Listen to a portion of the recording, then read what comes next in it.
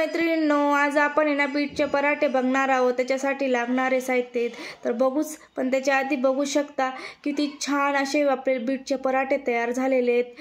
खूप सॉफ्ट आणि बघू शकता ह्या पद्धतीने डब्याला टिफिनला लहानपासून तर मोठ्यांपर्यंत सगळ्यांनाच आवडीने खातील अशा पद्धतीने आज आपण बीटचे पराठे बनवणार आहोत। त्याच्यासाठी आपण एक बीट घेतलेले, एका बीटचे आपण कमीत कमी 4 पराठे बनवू शकतो आणि हेल्दी असे पराठे बनवणार आहोत आपण। व्यवस्थित आता बारीक कापा करून घेतलेले आहेत आणि आता एका पातेल्यात आपण ना ते 5 मिनिटं शिजवून घेणार आहोत। झाकण ठेवून दिलेले 5 मिनिटांनी आपले बघू शकता छान असे शिजून झालेले आहेत। आणि आता एक वाटी गव्हाचं पीठ घेतलेले, त्याच्यात चवीनुसार मीठ टाकून घेतले आणि ओवा टाकून घेतलेला आहे अर्धा चमचा। आणि आता मिक्सरला लावून आता थंड झाल्यानंतर आपण मिक्सरला लावून बारीक पेस्ट करून घेणार आहोत। आता त्या पिठामध्ये आता व्यवस्थित कालवून घेऊया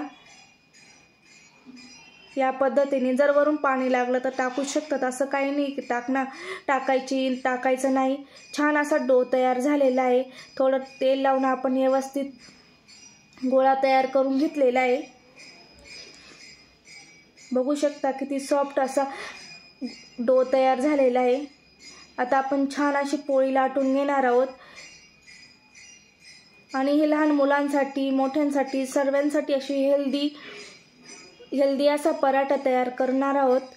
आता आपण चाट मसाला घेतलेला आहे, थोडासा लाल तिखट घेतलं, मीठ घेतलेलं आहे, व्यवस्थित पूर्ण पोळीला लावून घेणार आहोत या पद्धतीने। आणि बारीक चिरून कोथिंबीर पण आपल्याला टाकून घ्यायची आहे। कांदे थोडे बारीकच चिरायचे, ते पण आपण व्यवस्थित टाकून घेत आहोत या पद्धतीने। अशी घडी घालायची आहे, या पद्धतीने फोल्ड करायची आपल्याला आणि खाली वरती व्यवस्थित पीठ टाकून घेणार आहोत।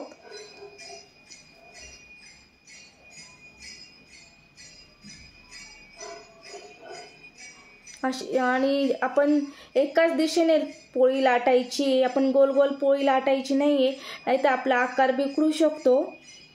ज्या दिशेला ठेवली त्याच दिशेने आपल्या साईडला ओढायची आहे ती, तेव्हाच आपल्याला हा आकार चौकोनी जो आकार आहे तेव्हाच आपल्याला तयार होईल। बघू शकता या पद्धतीने किती छान असा पराठ्याचा आकार तयार झालेला आहे। आता आपण तव्यावरती व्यवस्थित भाजून घेणार आहोत।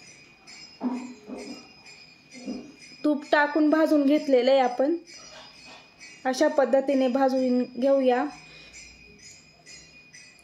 बीट हे रक्तवाढीसाठी खूप चांगलं असतं, त्याच्यामुळे लहान मुलांना आपण ते कोणत्या ना कोणत्या स्वरूपात आपण त्यांच्या पोटात जायला पाहिजे, म्हणून आपण असे पराठे किंवा पुरी पोळी या पद्धतीने करून खाऊ घालू शकतो।